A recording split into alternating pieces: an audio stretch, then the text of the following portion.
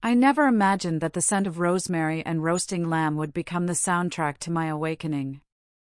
At 78, I'd grown accustomed to the slow choreography of solitude, the measured steps across creaking Victorian floorboards, the whispered conversations with shadows that had outlived their owners, the gentle rebellion of arthritic hands against stubborn jar lids. My name is Eleanor Voss, and for the past 15 years, since Harlan's sudden departure from a heart that simply gave up on a Tuesday morning in March, I'd been the sole custodian of memories housed within these walls on Elmwood Lane. The house itself was a testament to endurance. Built in 1897 by a railroad baron whose wife died in childbirth, it had weathered storms both literal and metaphorical. Its bay windows caught light like cupped palms, its wraparound porch sagged with the weight of countless conversations, and its bones, those ancient oak beams, grown secrets I'd never fully decipher. Harlan and I had purchased it 43 years ago, young and foolish and drunk on the possibility that love could fill any space, no matter how vast or demanding. Now, as October's amber light slanted through the kitchen window, painting everything the color of aged whiskey, I found myself preparing for what I'd come to call our annual tethering, a family dinner I'd instituted after Harlan's funeral to prevent my 3 children from scattering like autumn leaves on an indifferent wind. This year, perhaps more than any other, I'd thrown myself into the preparations with an almost desperate precision. The lamb, sourced from Morrison's farm 20 miles north, where they still believed in grass-fed dignity, had been seasoned with Harlan's secret blend of rosemary, thyme, and just a whisper of lavender. The potatoes au gratin bubbled in the oven, their golden surface promising the kind of comfort that only comes from butter and thyme and a mother's unwavering attention to detail. But as I basted the meat, my hands trembling slightly from the arthritis that had crept into my joints like an uninvited tenant, I caught the unmistakable timbre of my eldest son's voice drifting from the dining room. Victor. 45 years old and still carrying himself with the entitled swagger of a man who'd been told since birth that the world owed him something beautiful. The old girl's got 9 lives, I'll give her that. His voice carried the particular blend of affection and exasperation that children reserve for parents who refuse to follow the script. But let's be honest, how much longer can she keep rattling around in this mausoleum? I paused, basting brush suspended midair like a conductor's baton frozen between movements. Through the kitchen door, left slightly ajar to allow the cooking aromas to perfume the entire house, I could hear the clink of ice against crystal, Victor helping himself to the good scotch, no doubt.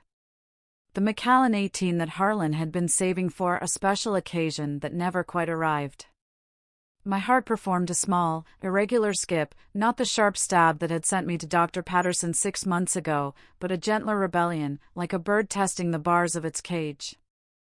He dismissed my concerns with the kind of paternal condescension that made my teeth ache. Empty nest syndrome, he pronounced, as if my 78 years of accumulated wisdom could be reduced to a clinical phrase. Quite common in women your age. Perhaps consider getting a cat. A cat. As if the absence of purring could explain the way my chest sometimes felt like it was housing a storm. The front door's familiar groan announced another arrival, Lila, my middle child, whose footsteps clicked across the hardwood with the staccato rhythm of a woman perpetually running late for her own life. At 42, she carried her beauty like armor, all sharp edges and strategic vulnerabilities. Her boutique in the arts district had been hemorrhaging money for 2 years, though she'd die before admitting it to me directly. I heard it instead in the strain beneath her laughter, the way she'd started ordering wine by the glass instead of the bottle when we met for lunch, the careful way she'd begun deflecting my offers to help with rent. Victor, darling, her voice carried that particular brand of sisterly venom that could cut glass. You look positively haggard. 3rd divorce treating you well? Victor's chuckle held no warmth. 4th, actually. Kendra's lawyers are particularly creative. Unlike your little dress-up shop, some of us deal in 7-figure negotiations. I winced, not at the insult, Lila could give as good as she got, but at the casual cruelty of it. When had my children learned to speak to each other like opposing counsel? When had love become a zero-sum game where one person's success required another's diminishment? The 3rd arrival was quieter, as Marcus had always been. My youngest at 39, he possessed an artist's soul that the world had spent decades trying to bruise into submission. His footsteps whispered across the porch, paint-stained Converse sneakers that he'd worn since art school, refusing to acknowledge that holes in the canvas weren't bohemian, they were simply holes.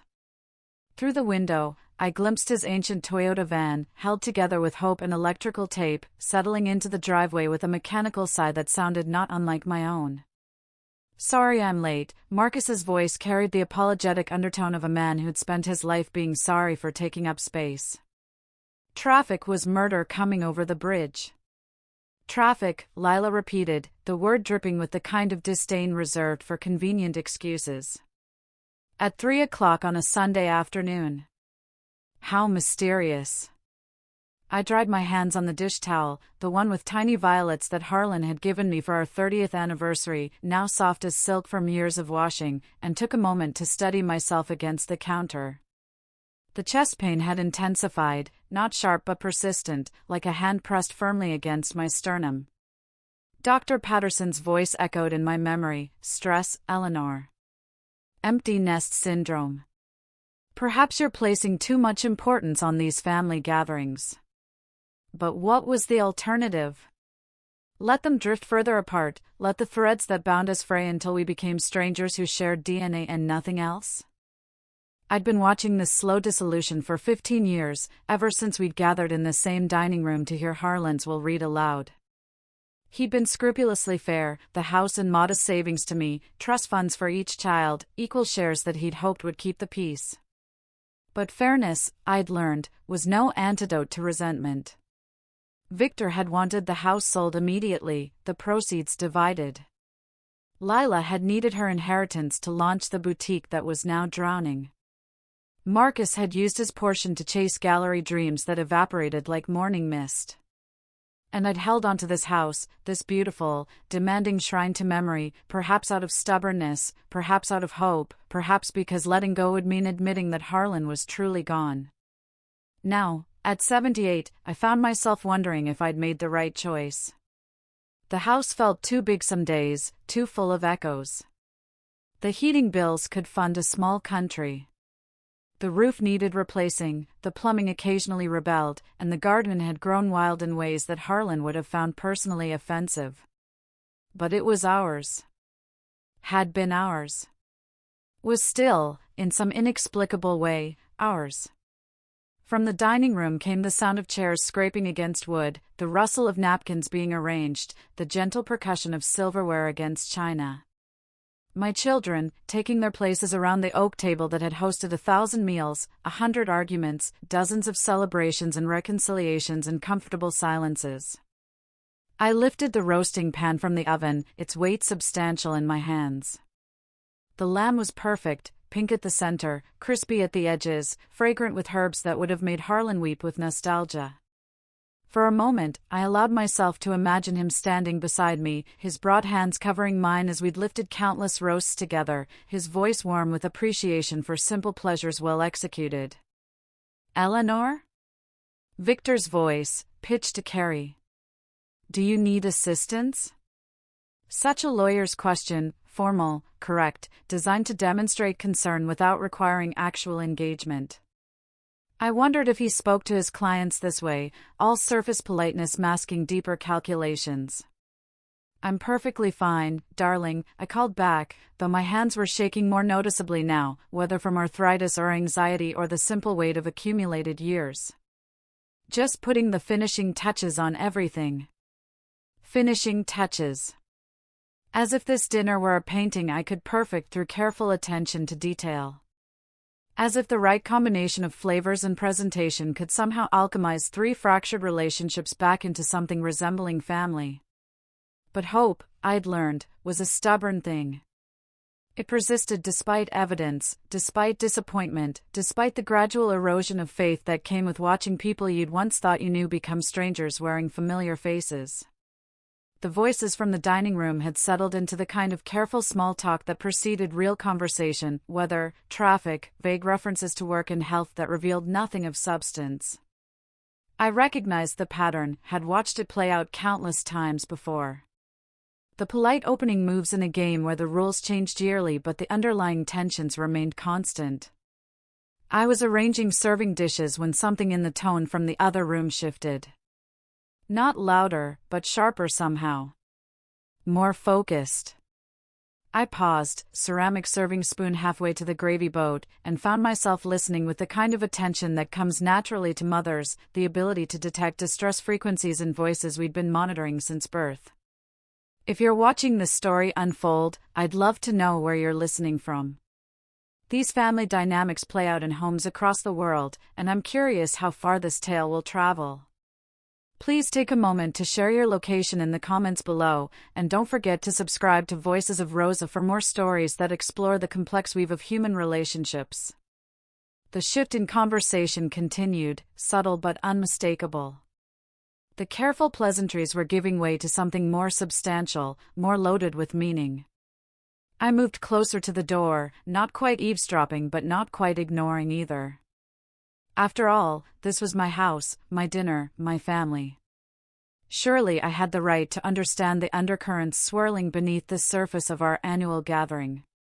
What I was about to hear would shatter my carefully constructed illusions about the people I'd raised, the legacy I'd built, and the very foundation of everything I'd believed about love and loyalty and the bonds that supposedly make family sacred.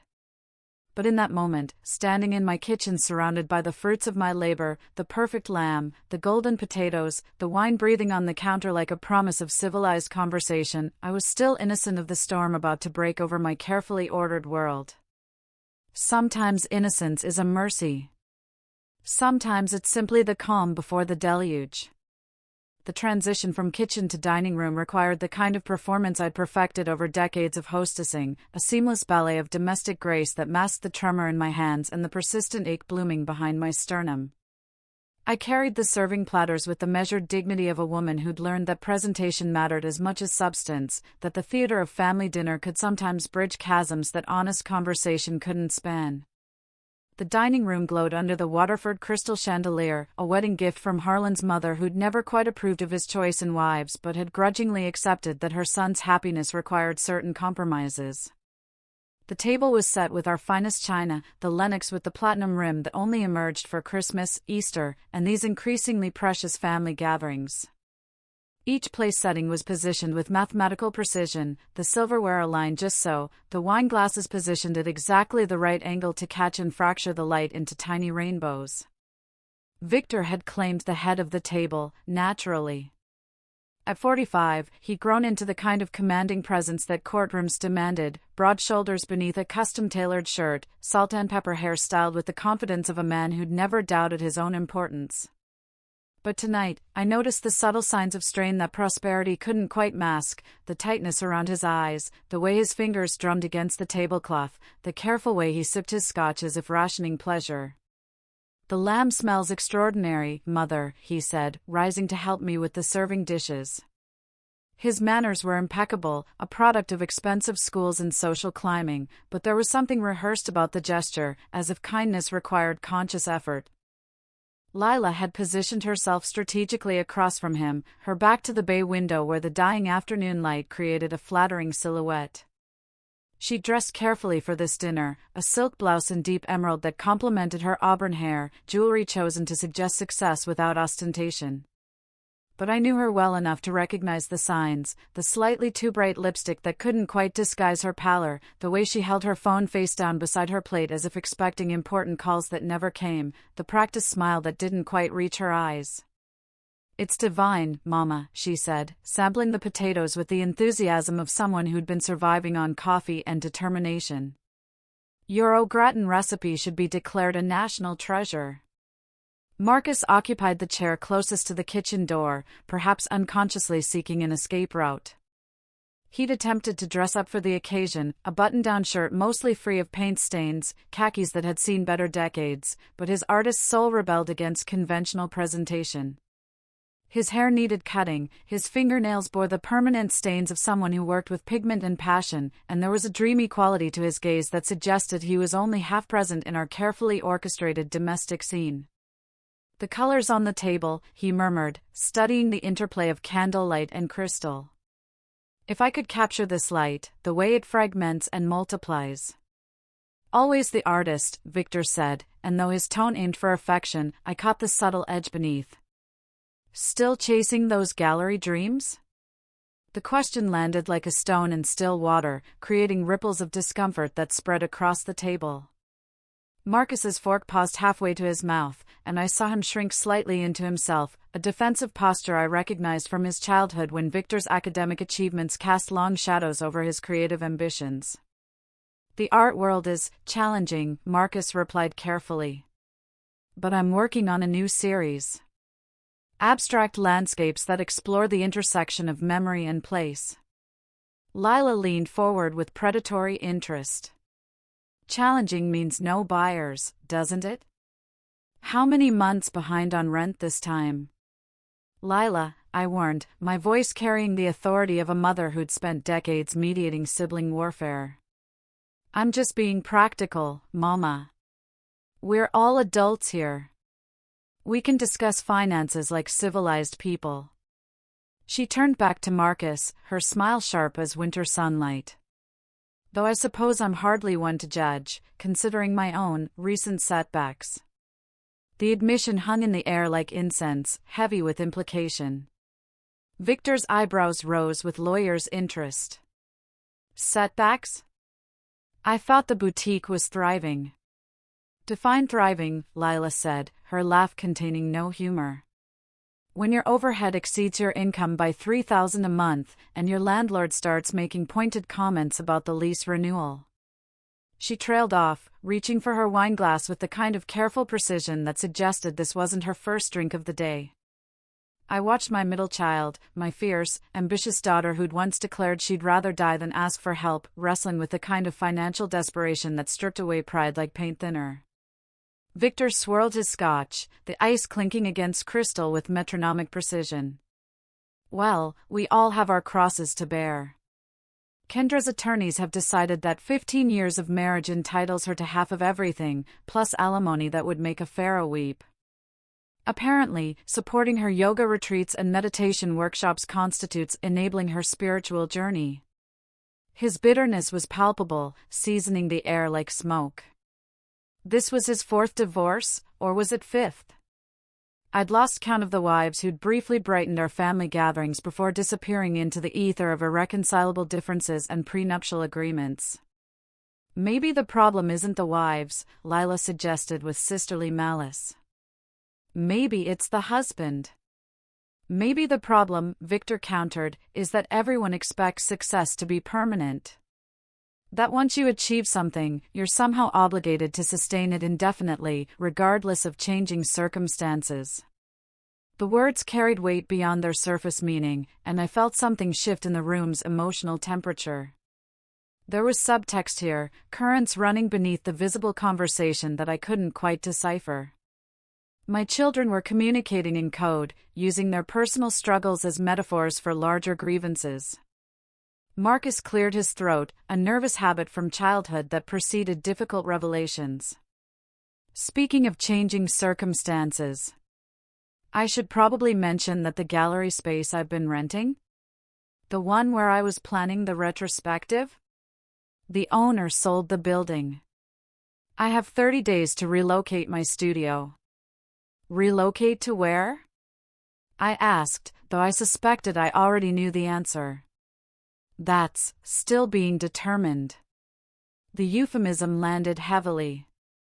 Relocate to where indeed, when rent money had been stretched beyond recognition, when grants had dried up, when the artistic dreams that had once seemed so vital now felt like expensive hobbies in a world that demanded practical returns.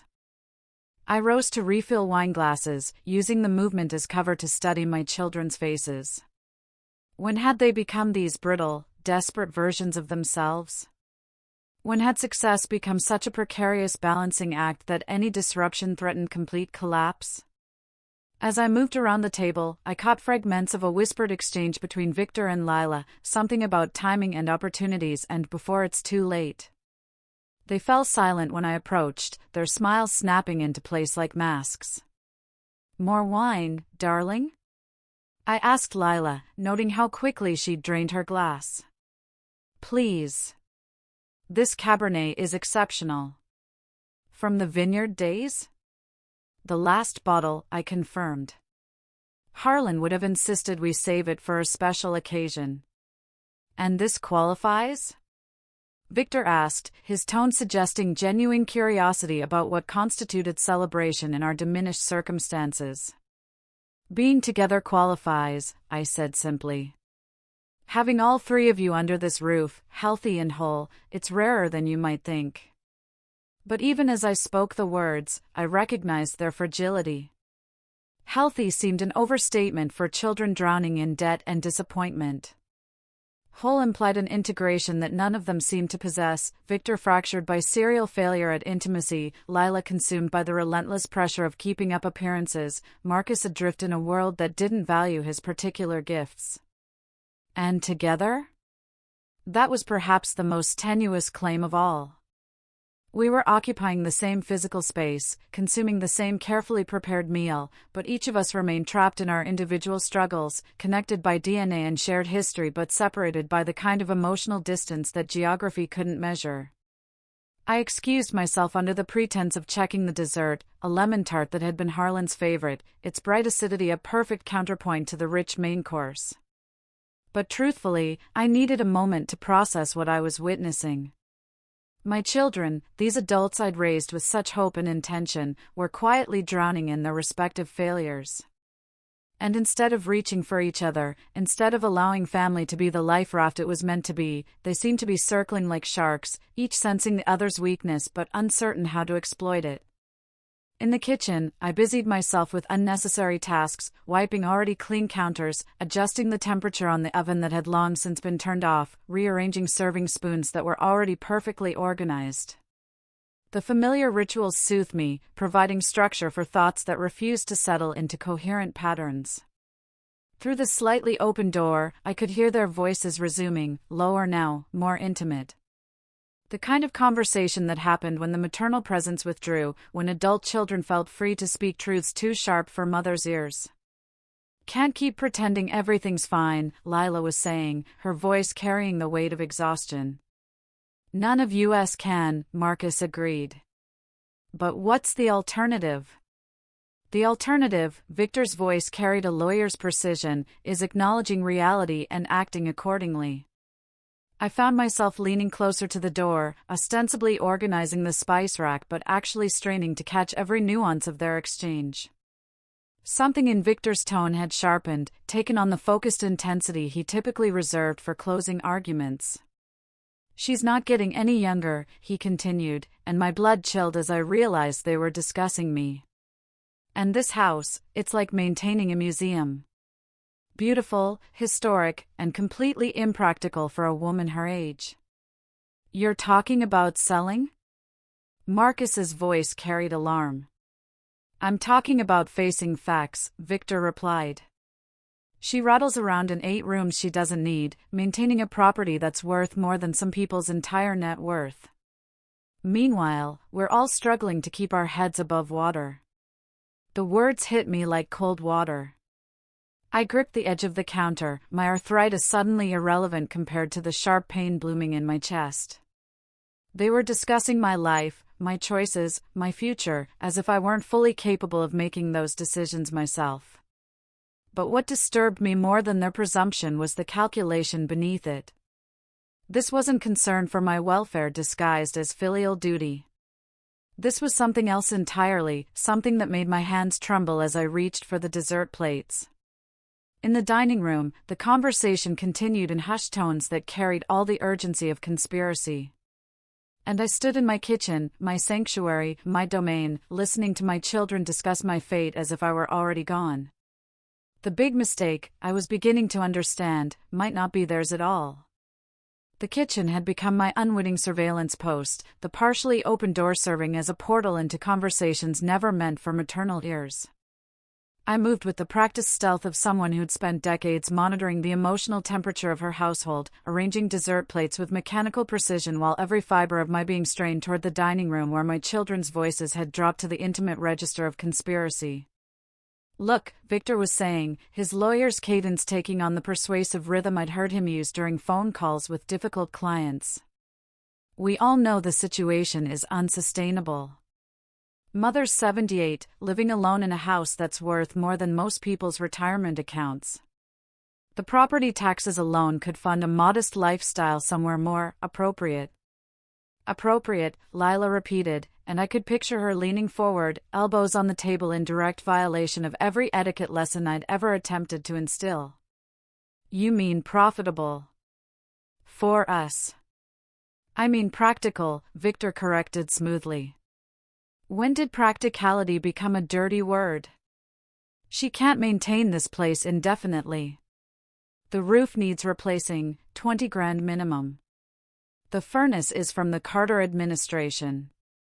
The plumbing makes sounds that would frighten medieval peasants. My hands stilled on the dessert plates. How did Victor know about the roof? I'd been getting estimates quietly, hadn't mentioned the maintenance issues to anyone. Unless. You've been watching, Marcus said, his voice carrying a note of uncomfortable realization. Keeping track of the property values, the maintenance costs. I've been paying attention, Victor replied without shame. Last month's property assessment put this place at $2.8 million. Conservative estimate. In the current market, with the right staging, we could see 3.2, maybe 3.5. The numbers hit me like physical blows. $3.5 million. Enough to solve every financial crisis represented around that table, with plenty left over for the comfortable retirements my children seemed to believe they deserved at midlife. Jesus, Vic, Lila breathed. I had no idea it was worth that much. Real estate in this neighborhood has exploded, Victor continued, warming to his subject with the enthusiasm of a man who'd clearly done extensive research. The Victorian on Maple sold for $4.2 last spring, and it didn't have our original hardwood or period fixtures. We're sitting on a gold mine that's being used as a glorified museum. I pressed closer to the door, my heart performing an irregular dance against my ribs. The chest pain had intensified, spreading like spilled wine across my sternum, but I couldn't retreat now. Not when the conversation had revealed depths of calculation I'd never suspected. But Mother would never agree to sell, Marcus said, his voice carrying the defeated tone of someone who'd already lost an argument he hadn't yet made. This house is her life. Her connection to Dad, to us, to everything that matters to her. Which is exactly the problem, Lila interjected, her voice taking on the sharp efficiency she used when dissecting fashion trends for potential buyers. She's emotionally attached to a piece of real estate, while we're drowning in debt. It's not fair, Marcus. She's hoarding wealth while her own children struggle. Hoarding wealth. The phrase struck me like a slap. I thought of the careful budgeting that went into maintaining this house, the small economies I practiced to make my modest savings stretch. The generic groceries, the thermostat kept at 68 degrees, the way I'd learned to mend everything from linens to relationships rather than replace them. There has to be a way, Victor mused, his voice taking on the speculative quality of a chess player contemplating multiple moves ahead. A legal framework that prioritizes her welfare while acknowledging our legitimate concerns. Legal framework, Marcus repeated slowly. You're talking about taking control away from her. Against her will. I'm talking about guardianship, Victor said, the word dropping into the conversation like a stone into still water. Conservatorship, if necessary. There are precedents, adult children acting in the best interests of aging parents who may lack the capacity to make sound financial decisions. My blood turned to ice water. Guardianship. The legal mechanism by which competent adults could be stripped of their autonomy, declared incompetent by courts that prioritized convenience over dignity. I'd seen it happen to Millicent Hargrove next door, her son convincing a judge that her forgetfulness about paying bills constituted dementia, her beautiful garden home sold within 6 months to fund his daughter's wedding and his wife's plastic surgery. But Mother's sharp as a tack, Marcus protested. She manages her finances, maintains the house, drives, volunteers at the library. No court would declare her incompetent. Courts, Victor replied with the patient tone of someone explaining basic concepts to a child. See what they're presented with. A 78-year-old woman living alone in an oversized house, experiencing documented health issues, perhaps showing signs of confusion or poor judgment. What health issues? Lila asked sharply. The chest pains she's been having. The doctor visits she thinks we don't know about. Dr. Patterson's notes mention anxiety, possible cardiac irregularities, recommendations for lifestyle changes that she's ignored. My hands began to shake. Dr. Patterson. Victor had somehow accessed my medical records, information that should have been protected by privacy laws and professional ethics. But lawyers, I was learning, had ways of obtaining information that ordinary people assumed was confidential. How do you know about her medical records? Marcus demanded, voicing the question that was screaming in my head. Patterson's nurse is married to my law partner's brother, Victor replied casually. Small-town connections. And before you get sanctimonious, I'm not violating anyone's privacy. I'm gathering information relevant to my mother's welfare. The justification was so smooth, so rehearsed, that I wondered how long he'd been planning this conversation. How many phone calls, how many quiet meetings, how many casual inquiries had led to this moment of revelation? Okay, Lila said slowly, let's say you could make a case for guardianship. What then? Force her into assisted living? Pinecrest Manor, Victor replied without hesitation. I've toured the facility. Top-rated care, beautiful grounds, full medical staff. The entry fee is substantial, $300,000, but the monthly costs are manageable. $1,800 for basic care, $2,500 for full assistance. The specificity of his knowledge hit me like a physical blow. He'd researched facilities, calculated costs, planned my incarceration with the thoroughness of a military operation. I gripped the edge of the counter, fighting waves of nausea that had nothing to do with my heart condition and everything to do with the betrayal unfolding in my dining room. $300,000, Marcus whispered. Jesus.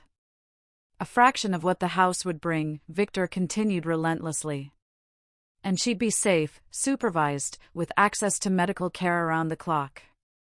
We could visit regularly, ensure her comfort, while finally addressing our own financial situations. Our own financial situations, Lila repeated, her voice taking on a dreamy quality.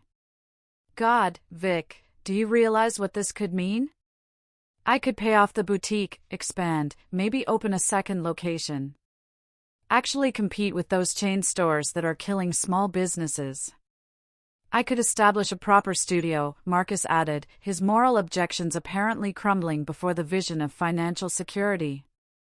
Rent a warehouse space, buy quality materials, focus on my art instead of constantly scrambling for gallery rentals and part-time teaching gigs. And I could tell Kendra's lawyers to go to hell, Victor said with savage satisfaction. Pay the alimony settlement in full, start fresh without the constant threat of financial ruin hanging over every decision. I sank onto the kitchen stool, my legs no longer capable of supporting my weight. They were dividing up my life like pirates splitting treasure, each claiming their share of the proceeds from my displacement. The house that had sheltered them, the stability I'd provided, the sacrifices I'd made, all reduced to liquidation values and investment opportunities. But how do we actually do it? Marcus asked, his voice barely above a whisper. I mean, the legal mechanics. Mother would fight it. She'd hire lawyers, contest everything. Not if she's declared incompetent first, Victor replied with chilling matter-of-factness.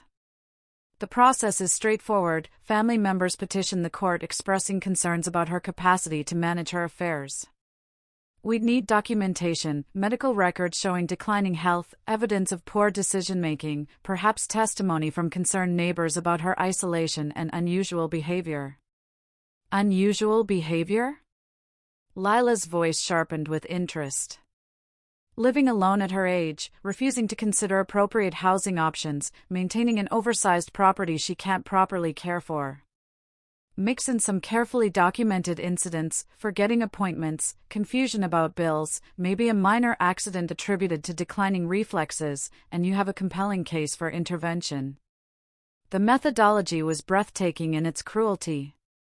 They weren't just planning to steal my independence, they were preparing to manufacture evidence of my incompetence, to gaslight me into seeming like the confused old woman they needed me to be for their plan to succeed. "This is insane," Marcus said, but his voice lacked conviction. "We're talking about destroying Mother's life for money. We're talking about securing her safety while addressing legitimate financial needs," Victor corrected. "She's not getting any younger, Marcus. What happens when she falls down those stairs? When she has a stroke or heart attack alone in this mausoleum? Are we supposed to wait for tragedy before acting responsibly?" The chest pain exploded behind my sternum, a crushing weight that drove me to my knees behind the kitchen island. For a moment, the world grayed at the edges, my vision tunneling until all I could see were the ceramic tiles beneath my hands. The irony wasn't lost on me, that the stress of discovering my children's betrayal was triggering exactly the kind of health episode they were planning to use as evidence of my incompetence. But through the pain, through the shock and disbelief, something else was building. A cold fury that began in my stomach and spread through my limbs like poison. They thought I was weak, confused, easily manipulated. They thought age had made me passive, grateful for any scraps of attention they chose to throw my way. They were about to learn how catastrophically wrong they were. Fighting through the chest pain, I crawled to the junk drawer beside the stove, the repository of broken gadgets and forgotten tools that every household accumulates. My fingers found what I was searching for, Harlan's old voice recorder, a chunky device from the 1990s that he'd used for dictating business memos. I'd kept it out of sentimentality, occasionally playing back his recorded reminders to himself about anniversaries and grocery lists. Now it would serve a different purpose entirely. With trembling fingers, I found the record button and pressed it, the tiny red light confirming that the device was capturing every word of my children's conspiracy. The recorder went into my apron pocket, hidden but functioning, documenting evidence that would destroy their carefully laid plans. "There's one more thing we need to discuss," Lila was saying as I struggled back to my feet, using the counter for support. "The will." My blood froze. The will I'd updated 6 months ago, the document that would determine the distribution of everything I'd built and preserved. "What about it?" Marcus asked. "Mother mentioned last Christmas that she'd made changes," Lila replied. "Something about conditional bequests, charitable donations. What if she's planning to leave everything to some cat rescue or historical society?" "She wouldn't," Victor said, but uncertainty crept into his voice. "Wouldn't she?" Lila pressed. "Think about it, she's been increasingly focused on her volunteer work, constantly talking about women in need, social justice, making a difference.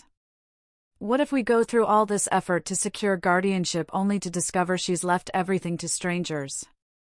The silence that followed was heavy with implication. They were right to worry.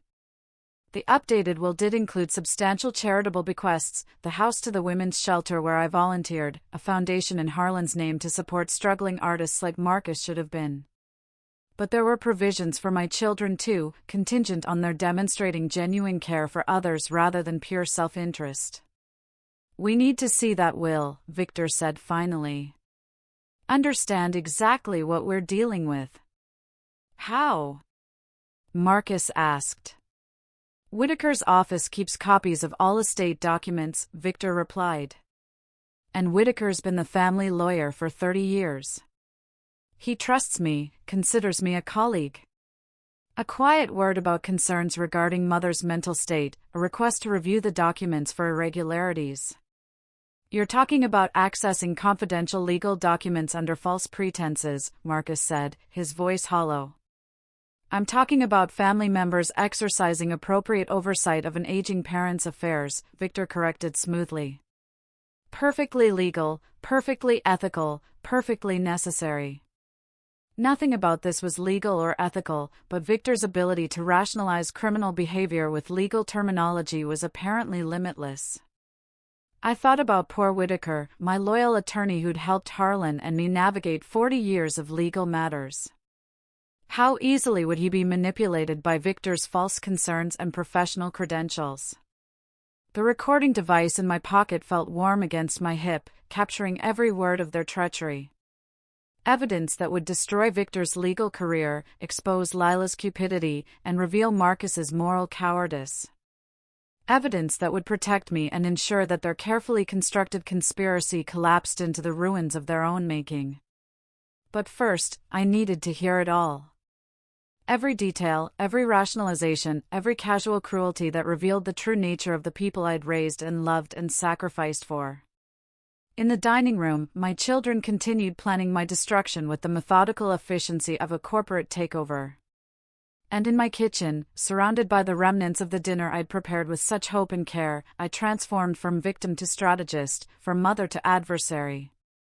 They wanted to play games with my life?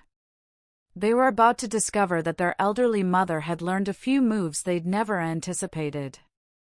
The war for my independence had begun, and I intended to win it. The transition from kitchen to dining room required a performance worthy of the Royal Shakespeare Company. I smoothed my apron, checked that the recorder in my pocket was secure, and composed my face into the mask of maternal concern that had served me through decades of mediating childhood disputes and adult disappointments. But beneath the practiced serenity, my mind was working with the cold precision of a chess grandmaster who'd finally seen her opponent's strategy laid bare. The chest pain had subsided to a manageable throb, replaced by something far more dangerous, the crystalline clarity that comes when shock transmutes into purpose. My children thought they were playing a game of manipulation with a confused old woman. They were about to discover they'd brought rubber knives to a sword fight. "Sorry for the delay," I announced, carrying the lemon tart with steady hands despite the seismic shifts occurring beneath my composed exterior. The custard needed just a few more minutes to set properly. The conversation died instantly, three guilty faces turning toward me with expressions that would have been comical under different circumstances. Victor's practiced smile snapped into place like a mask, Lila's wineglass paused halfway to her lips, and Marcus actually jumped slightly in his chair, a tale that dated back to his childhood when I'd caught him stealing cookies before dinner. "Everything all right, Mother?" Victor asked, his lawyer's training allowing him to recover first. "You were gone quite a while." "Just fussing over details," I replied, setting the tart on the sideboard with ceremonial precision. "You know how I am about presentation. Harlan always said I could make a state dinner out of leftovers." I took my seat at the foot of the table, the position I'd occupied for countless family meals, the geographical representation of my role as the one who served others while managing the emotional temperature of the room. But tonight, this familiar territory felt different. I was no longer the nurturing center around which they orbited, I was the general surveying a battlefield where the enemy had revealed their positions. "The tart looks divine, Mama," Lila said, her voice carrying the brittle brightness of someone working too hard to appear normal. "Harlan's favorite, wasn't it?"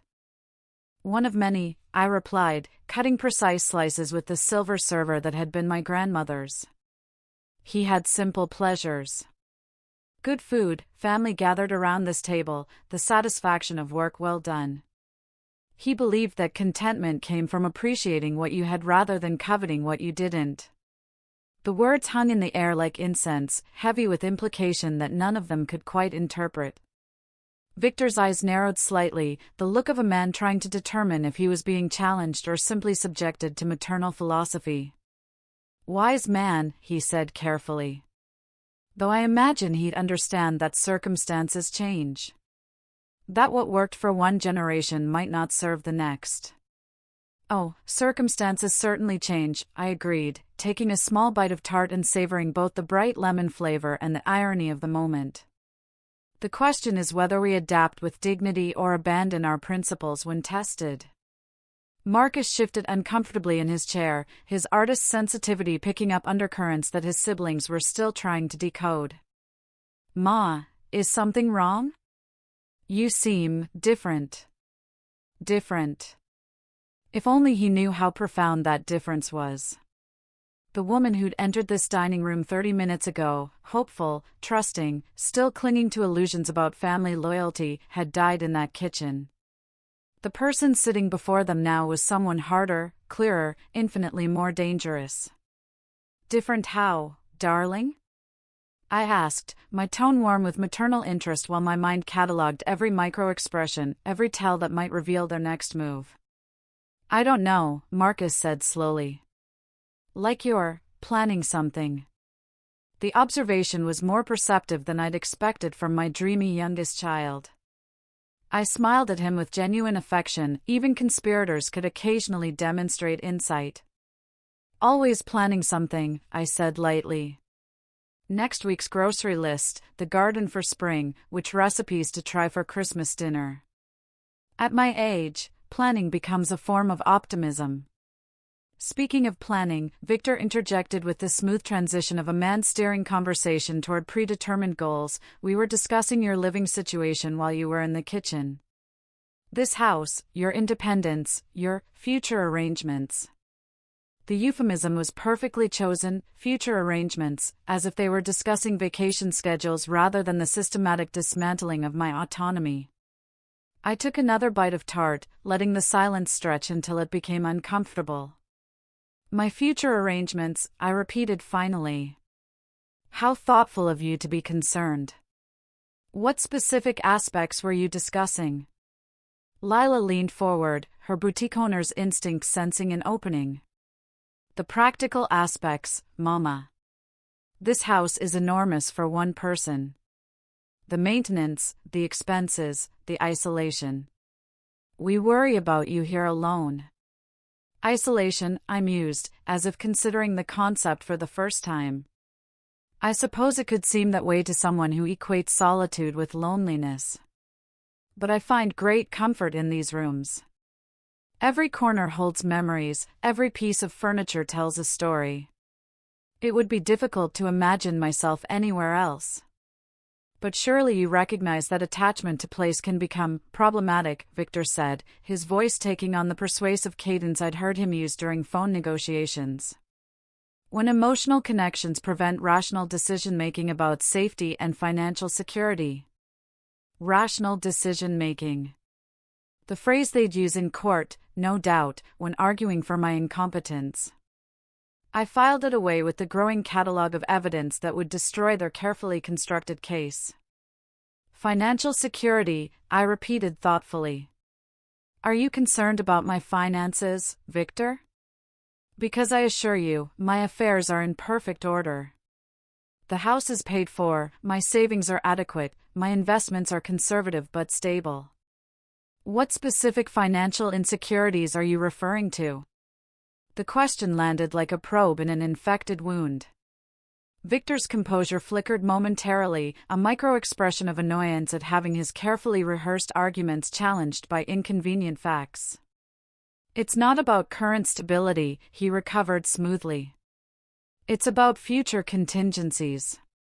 Medical expenses, long-term care, the unpredictable costs of aging. This house represents a significant asset that could fund decades of security if properly managed. Properly managed. Another phrase from their planned presentation to whatever judge they intended to manipulate. I wondered how many other linguistic landmines they'd prepared, how thoroughly they'd rehearsed this performance of filial concern. And how would you suggest I properly manage this asset? I asked with the innocent curiosity of someone genuinely seeking advice. The three of them exchanged glances, quick, guilty looks that spoke volumes about coordination and premeditation. Lila cleared her throat, apparently elected to deliver the next phase of their presentation. There are excellent facilities, she began, her voice taking on the bright efficiency of a sales pitch. Upscale communities designed specifically for active seniors. Beautiful grounds, social activities, medical staff on site. Places where you could maintain your independence while having support available when needed. Like Pinecrest Manor? I asked casually, watching their faces carefully. The effect was electric. Victor's wineglass stopped halfway to his lips, Lila's eyes widened in surprise, and Marcus actually gasped audibly. They'd revealed far more than they'd intended, and they knew it. "How do you know about Pinecrest?" Victor asked slowly. I smiled with the serene confidence of someone holding all the cards in a poker game. "I make it my business to know about things that might affect my future. Just as you've apparently made it your business to research my medical records, property values, and legal vulnerabilities." The silence that followed was deafening. 3 adult faces stared at me with expressions ranging from shock to calculation to dawning horror.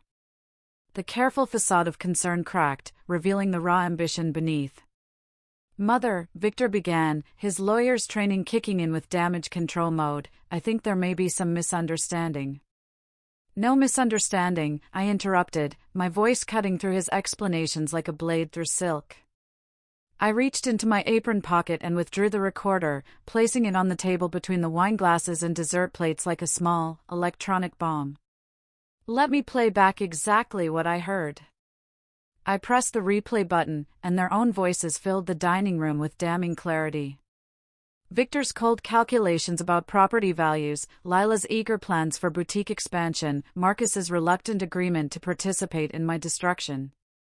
Every word was preserved in digital amber, evidence that would shatter their reputations and destroy their carefully constructed lives.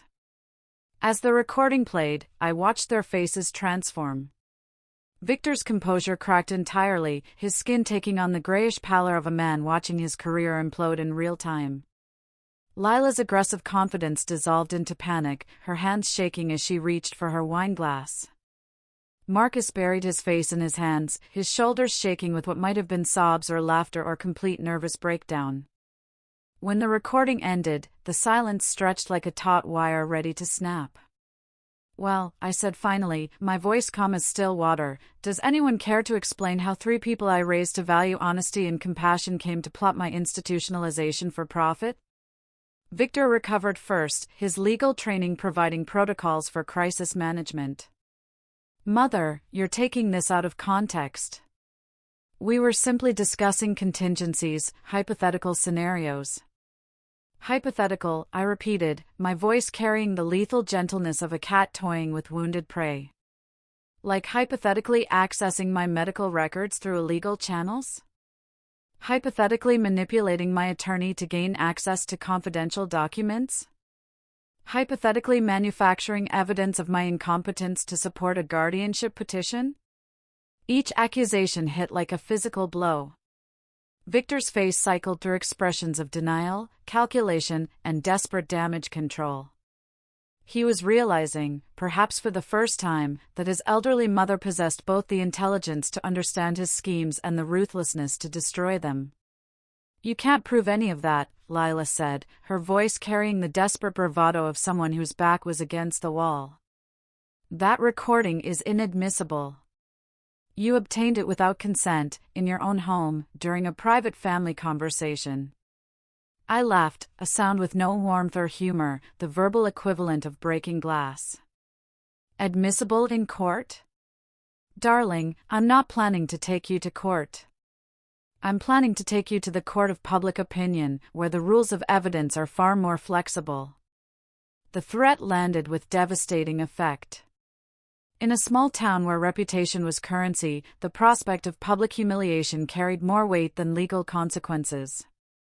"Local attorney plots against elderly mother," I continued, my voice taking on the cadence of a newspaper headline. "Boutique owner schemes to institutionalize parent for profit. Artist abandons ethics for inheritance." Imagine the social media coverage, the professional consequences, the whispered conversations at the country club.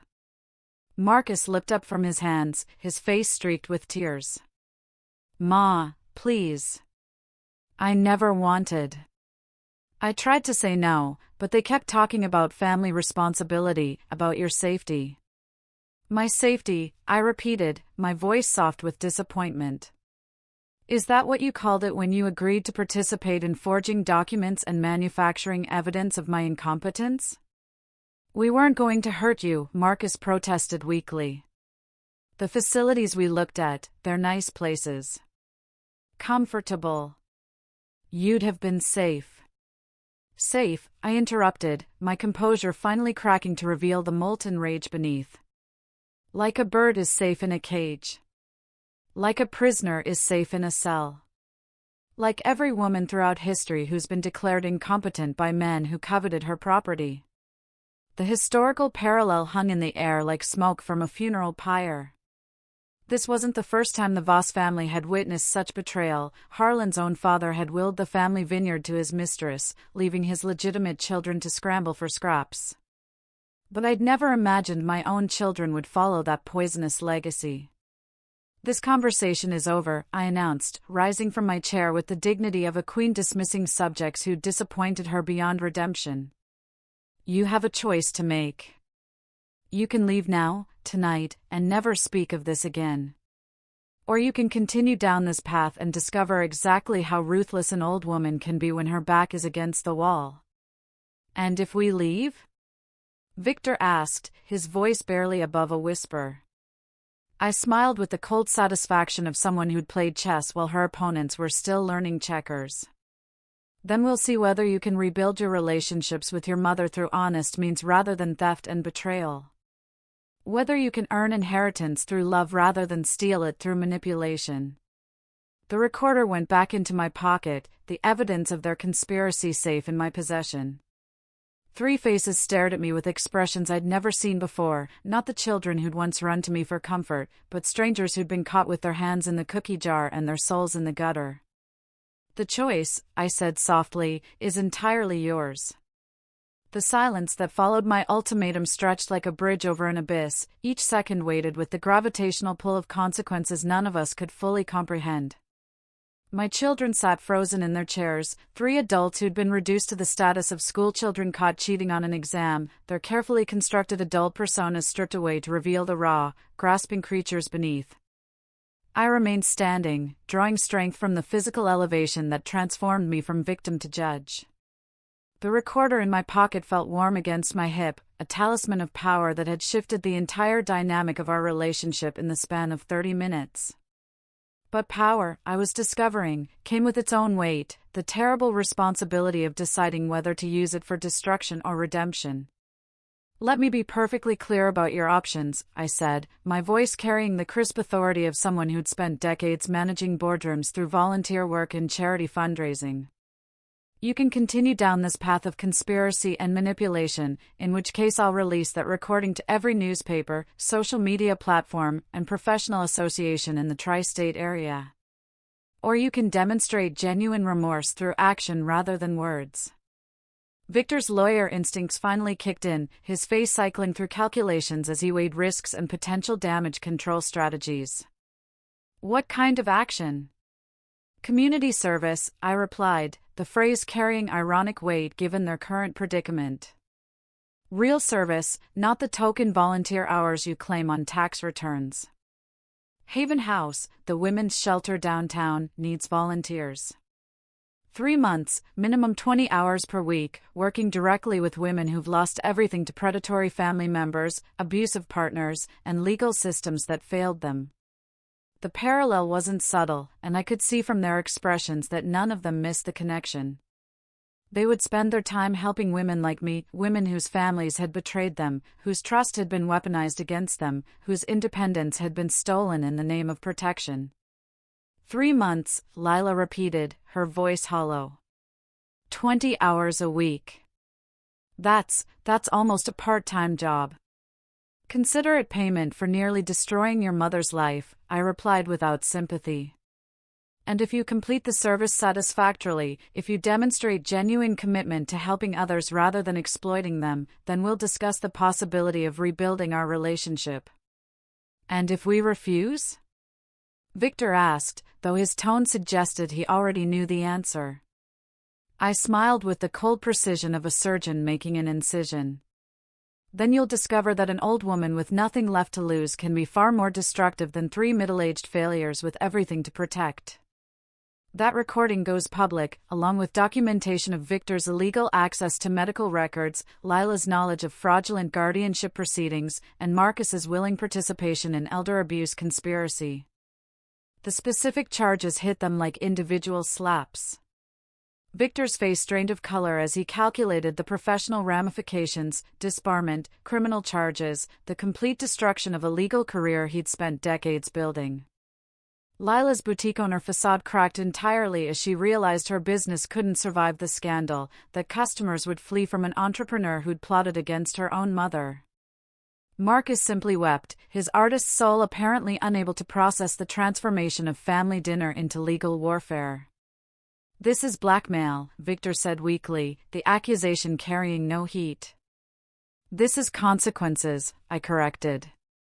"Something you apparently never learned despite expensive educations and decades of adult experience. Actions have results, choices have costs, and betrayal carries a price that compounds with interest."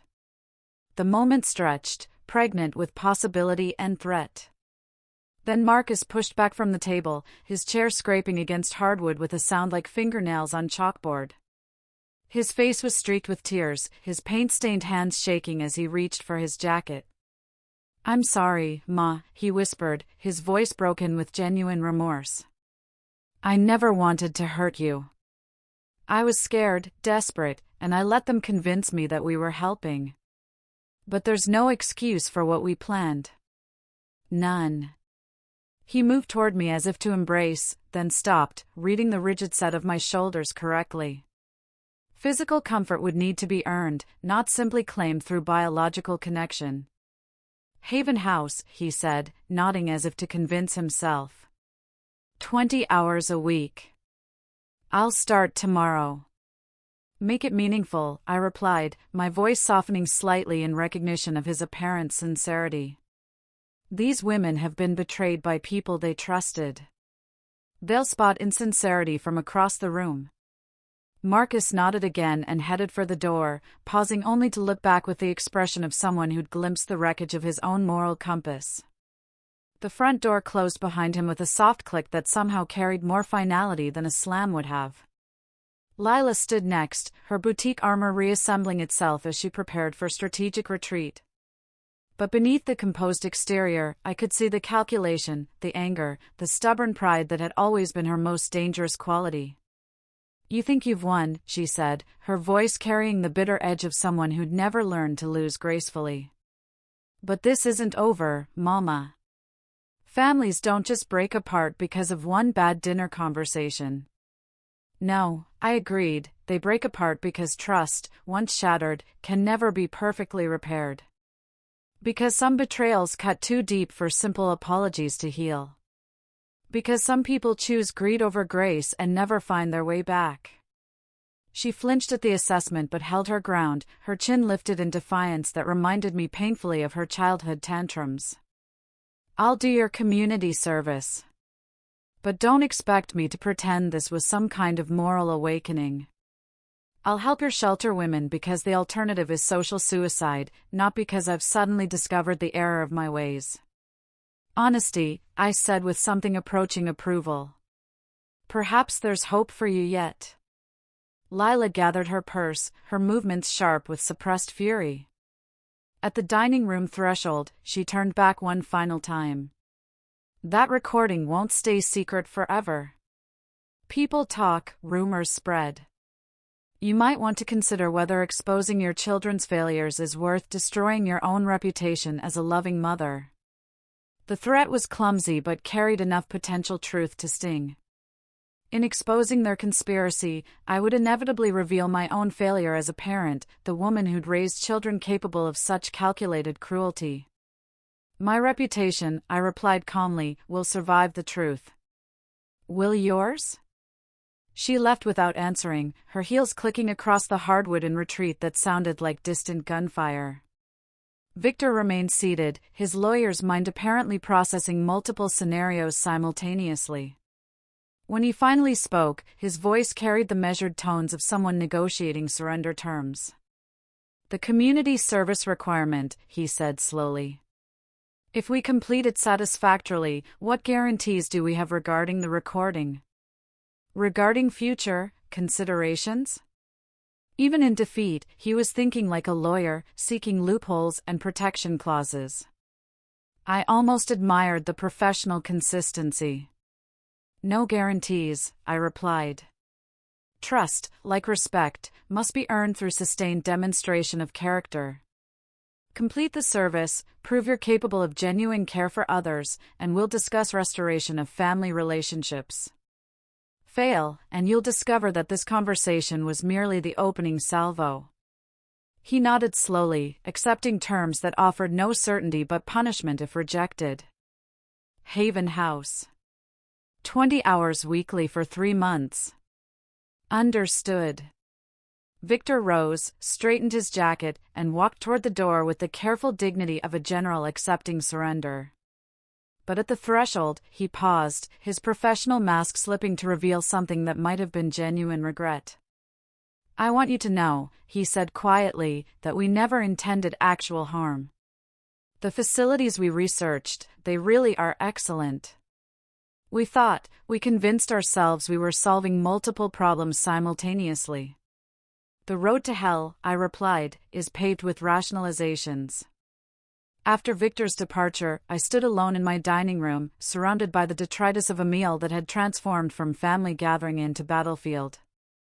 The good china reflected candlelight like fractured stars, the wine glasses held only dregs, and the carefully prepared food had grown cold during the hours of revelation and confrontation.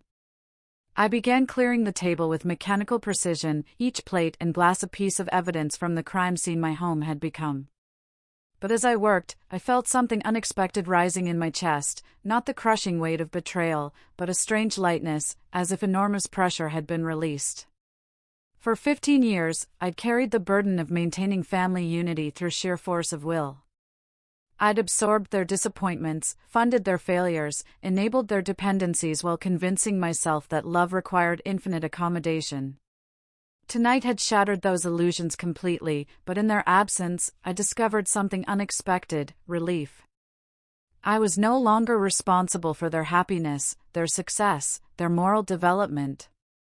They were adults who would face adult consequences for adult choices. And I was free to chart my own course for whatever years remained to me. In my study, I opened the wall safe that had held our important documents for 4 decades. The will I'd updated 6 months ago sat in its folder, but I withdrew a blank codicil form and began writing in the careful script that 60 years of correspondence had perfected. The recording would be sealed with my attorney, with instructions that it be released only if my children attempted future manipulation or if I died under suspicious circumstances. Insurance against their greed, protection against their future schemes. But I also added provisions for redemption, pathways back to inheritance that required genuine service, sustained compassion, demonstrated growth. I would not close the door entirely, but neither would I leave it unguarded. The final gesture came as I prepared for bed, moving through the house that felt simultaneously too large and perfectly sized for the life I was constructing. In my jewelry box, beneath pearls and anniversary gifts, lay the locket Harlan had given me on our wedding day, his photograph on one side, mine on the other, young faces full of hope and promise. Tomorrow, I would give it to Mrs. Hargrove next door, whose daughter had been lost to cancer 3 years ago. A small kindness, a token of understanding between women who'd survived loss and learned that sometimes the family you choose matters more than the family you're born into. The house settled around me with familiar creaks and sighs, its Victorian bones adjusting to the weight of secrets revealed and relationships transformed. But for the first time in years, I slept peacefully, untroubled by the burden of maintaining illusions or managing other people's expectations. The war was over. I had won. And in winning, I had finally learned the difference between love and enabling, between family and obligation, between kindness and capitulation. My children would have to earn their way back into my heart. But the heart they'd need to win was stronger, clearer, and far more formidable than the one they'd tried to exploit. The big mistake, I realized, had been mine, allowing fear of loneliness to blind me to the reality of exploitation. That mistake would not be repeated. 6 months later, I stood in the kitchen of Haven House, my hands deep in sudsy dishwater, watching through the window as my youngest son guided a trembling woman through basic brushstrokes on a canvas that would never hang in a gallery but might help heal a soul fractured by betrayal. The autumn light caught the silver in Marcus's hair. When had he gotten so distinguished, as he demonstrated how color could transform blank space into possibility? The transformation hadn't been immediate or easy. Those first weeks after our devastating dinner had been marked by stilted phone calls, awkward encounters at the grocery store, and the particular silence that falls between people who've seen each other's worst selves and aren't sure how to proceed. But slowly, tentatively, something had begun to shift. Victor arrived for his shift precisely at 9, as he had every Tuesday and Thursday for 6 months. Gone was the expensive suit, replaced by practical clothes that could withstand the realities of legal aid work, helping women navigate divorce proceedings, restraining orders, custody battles fought in fluorescent-lit courtrooms against men who'd weaponized the law against their own families. His transformation had been the most dramatic, his lawyer's arrogance tempered by daily exposure to women whose trust had been shattered by systems designed to protect them. Mrs. Patterson's case is moving forward, he reported to Beatrice, the shelter director, his voice carrying none of its former condescension. The judge granted the restraining order, and we've got a hearing scheduled for next week on the property settlement. I watched him review files with meticulous care, this man who'd once plotted to steal my independence now dedicating his legal expertise to restoring others' freedom. The irony wasn't lost on either of us. Lila's evolution had been perhaps the most surprising. Her boutique owner's eye for presentation had translated unexpectedly well to helping women rebuild their professional images after escaping abusive situations. She'd established a clothing closet, complete with interview suits and confidence-building workshops, her sharp tongue retrained to offer encouragement rather than cutting commentary. Remember, I heard her telling a young woman preparing for a job interview, "You're not asking for charity. You're demonstrating your value to someone smart enough to recognize it." The gradual rebuilding of our relationships had been like watching a photograph develop in a darkroom, slow revelation of forms that had always been there but needed time and proper conditions to emerge clearly.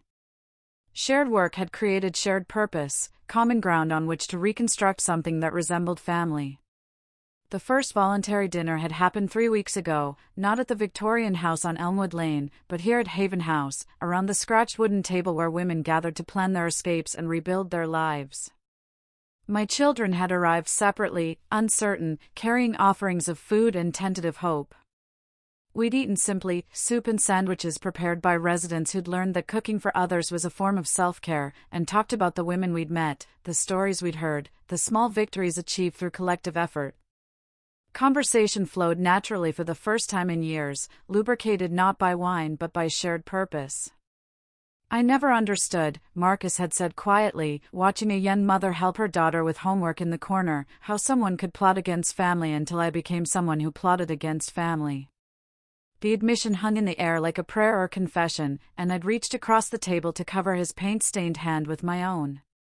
Forgiveness, I'd learned, wasn't a single dramatic gesture but a series of small choices to release resentment in favor of possibility. Tonight, as I dried dishes and watched my children, my flawed, reformed, genuinely trying children, help women reclaim their lives, I finally understood the true nature of my big mistake. It hadn't been trusting them too much or loving them too little. It had been years of silence, of swallowing grievances, of enabling their worst impulses while hoping they'd somehow grow into better people through osmosis rather than accountability. The women of Haven House had taught me that sometimes the most loving thing you can do is refuse to participate in someone else's destruction of themselves. That boundaries aren't walls but foundations upon which healthy relationships can be built. The recorder from that October evening now resided in my attorney's safe, its purpose transformed from weapon to insurance policy. But more importantly, it had become a reminder that truth, however painful, possesses the power to heal when delivered with firm compassion rather than enabling silence. "Ma?" Victor appeared in the kitchen doorway, his expression uncertain. "We're finishing up. Would you like to join us for coffee?" The invitation was offered tentatively, respect for my autonomy learned through months of earning back trust.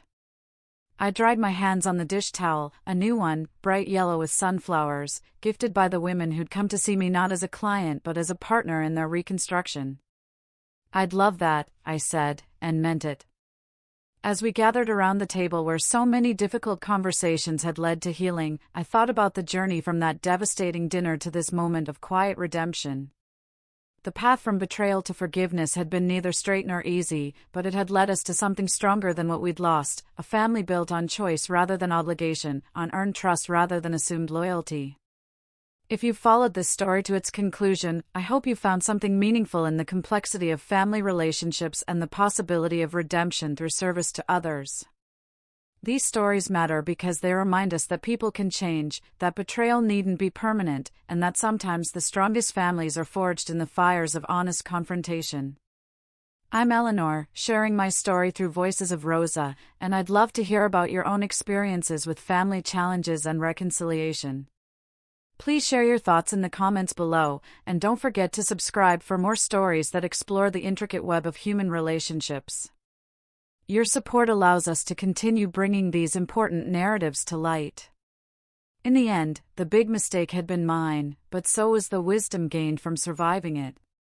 And in that kitchen, surrounded by women who'd learned that strength comes not from avoiding difficulty but from walking through it with grace, I finally understood